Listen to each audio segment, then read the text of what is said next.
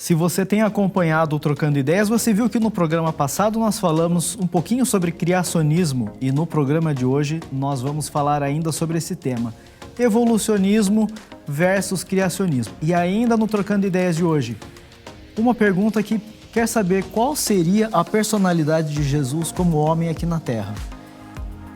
Fica por aí que a gente já volta. Vamos ver, né? É.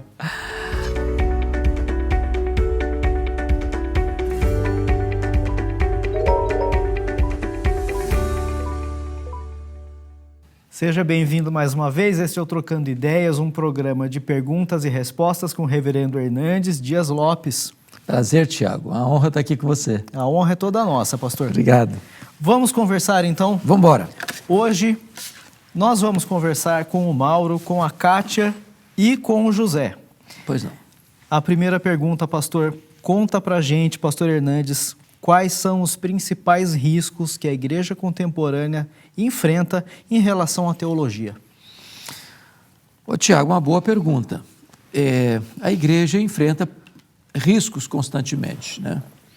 Nós não vivemos numa estufa, nem num jardim grinaldado de flores. Vivemos num campo minado, né? Eu acho que um dos riscos mais severos é o que nós chamaríamos de liberalismo teológico. É quando as pessoas começam a dizer que a Bíblia é um livro como outro qualquer, ou que a Bíblia contém erros, contém discrepâncias, que não é totalmente confiável. Aqueles que negam a inspiração da Bíblia, a inerrância da Bíblia, a infalibilidade da Bíblia, e começam a adequar a Bíblia à conjuntura do pensamento, da cosmovisão que o mundo oferece. Por exemplo, a pessoa chega para você e diz, olha, eu não acredito que o livro de Gênesis, sobretudo no começo dele, 1, 2 e 3, seja um fato histórico. Aquilo ali é uma lenda, aquilo ali é uma metáfora.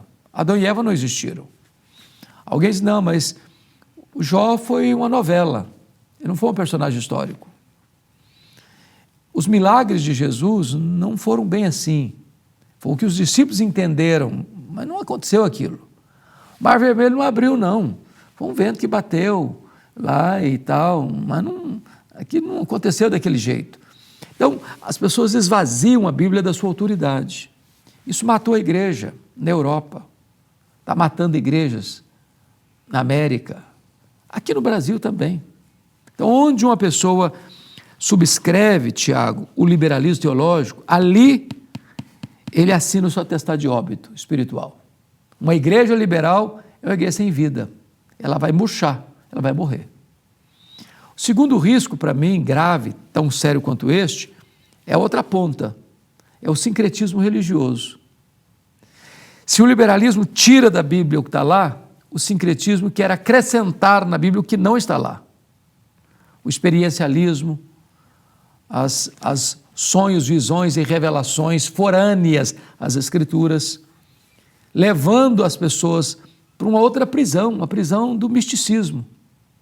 Então, é a rosa ungida, é o sal grosso, é a toalha suada, são as campanhas cheias de misticismo que se propõem para as igrejas, e as pessoas vão ficando prisioneiras nesse cipoal do sincretismo, do misticismo religioso. Uma grande ameaça. A igreja precisa ficar com a palavra, só a palavra, ela nos basta, ela é a palavra de Deus, sempre viva, sempre oportuna, sempre atual. Então, trocar a Bíblia por essas novidades do mercado da fé é um grande risco. A resposta, o combate para isso, então, é a Bíblia. É a Bíblia e a pregação fiel das Escrituras. E as igrejas que se mantêm fiéis na pregação estão sendo hoje já um porto seguro para a grande evasão que está acontecendo nesses movimentos. Porque chega a hora da ressaca. As pessoas começam a perceber que aquilo é uma propaganda enganosa e começam a se frustrar. E as igrejas que se mantiverem firmes na palavra vão ser o porto seguro para receber essas pessoas, às vezes machucadas e feridas, precisando de apoio, de ajuda.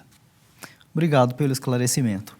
Pastor Hernandes, a Kátia Ferraz nos mandou um e-mail com a seguinte pergunta. Pastor, como era a personalidade de Jesus como homem? Ele era sério, ele era bem-humorado, ou tem algum lugar na Bíblia em que podemos perceber a sua personalidade? Veja bem, a Bíblia tem vários lances mostrando Jesus. Primeiro, ele era uma pessoa sociável, porque ele entrava na casa de gente que os fariseus não aceitavam que ele entrasse. Na casa de um fariseu, na casa de um publicano cobrador de imposto. As pessoas mais assim recusadas da sociedade tinham acesso a ele. Os pais levavam os filhos para Jesus abraçá-los, pegar no colo. Jesus conta parábolas onde ele fala das festas. Ele participou de uma festa de casamento.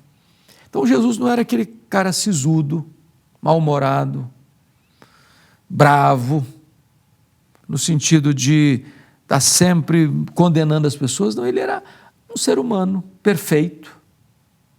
Tinha hora de pegar firme, como fez lá em Jerusalém, pegou o chicote, virou as mesas dos cambistas, abriu os currais das ovelhas, soltou as pombas das gaiolas, mas era aquela pessoa que alguém que estava arruinado pela vida, um leproso, totalmente leproso, se aproxima dele, se ajoelha, e se tu quiseres, tu podes purificar-me. Ele diz, quero, fica limpo, tocou o camarada.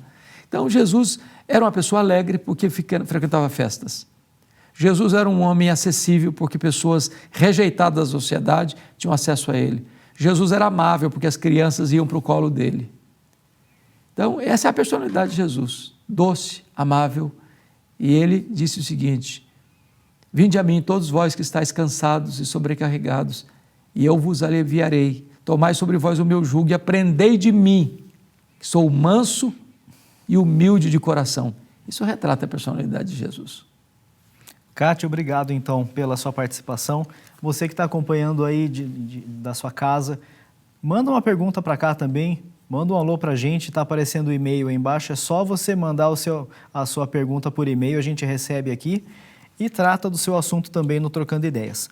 A terceira e última pergunta de hoje é de José Pereira.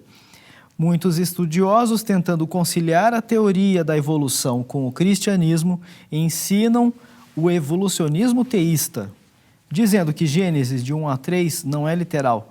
Como o senhor, pastor Hernandes, entende isso? Tiago, esse é um ponto que precisa ser esclarecido mesmo, porque esse chamado evolucionismo teísta é uma tentativa de fazer um casamento entre Cristo e Darwin, uma acomodação à teoria da evolução com a doutrina do criacionismo. Mas as duas coisas não se misturam, é água e óleo, é luz e trevas. Porque veja você, se eu afirmar, como os evolucionistas teístas afirmam, que Deus criou sim, pelo processo da evolução, eu preciso entrar em Gênesis e dizer que aquilo ali não foi literal. Eu preciso afirmar que Deus não criou o mundo em 6 dias, descansou no 7º. Eu preciso afirmar que Deus não criou Adão e Eva. Agora, se eu nego essa verdade, está lá em Gênesis 1, 2 e 3, dizendo que isso não é histórico, isso é metafórico, isso é um mito, isso é uma lenda, eu vou ter que desconstruir todo o restante da Bíblia. Porque essa verdade da criação, ela não está só lá em Gênesis 2, não, 1 e 2, não. Ela está em toda a Bíblia, presente nos livros da lei, nos livros históricos, nos livros poéticos, nos livros proféticos, nos evangelhos, em Atos, nas cartas de Paulo, nas cartas gerais, em Apocalipse. Eu vou ter que jogar por terra todo esse edifício. Eu vou ter que dizer que a Bíblia não é confiável. E isso é um passo dentro do liberalismo teológico. Isso é cavalo de Troia. É abrir os portões para uma teologia que vai destruir a fé cristã.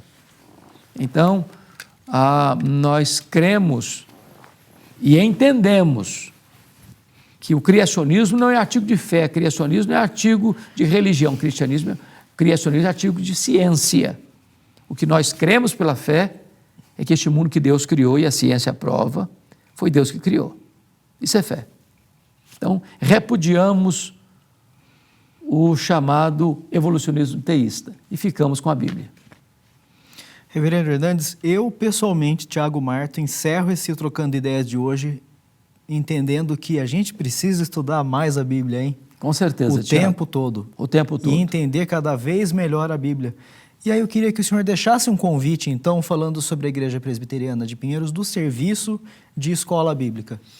Olha, gente, a Igreja Presbiteriana de Pinheiros, que fica em São Paulo, na Avenida Doutora Ruth Cardoso, 6.151, é uma das igrejas mais zelosas que eu conheço no Brasil no que concerne ao ensino da Bíblia na Escola Bíblica Dominical. Nós temos um time de excelência na docência, que zela com muito carinho pelo ensino profundo, fiel, relevante das Escrituras.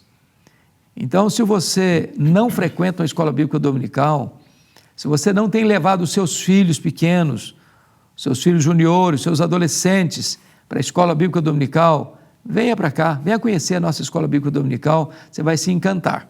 Todo domingo, 9h30 da manhã, a escola bíblica dominical da Igreja Presbiteriana de Pinheiros está de portas abertas para você e para a sua família. E só ressaltando que, se a pessoa não está em São Paulo, ela pode acompanhar. Pode acompanhar. Ao vivo, de qualquer lugar do mundo, não é? A programação completa da igreja, não só a escola bíblica, os cultos também.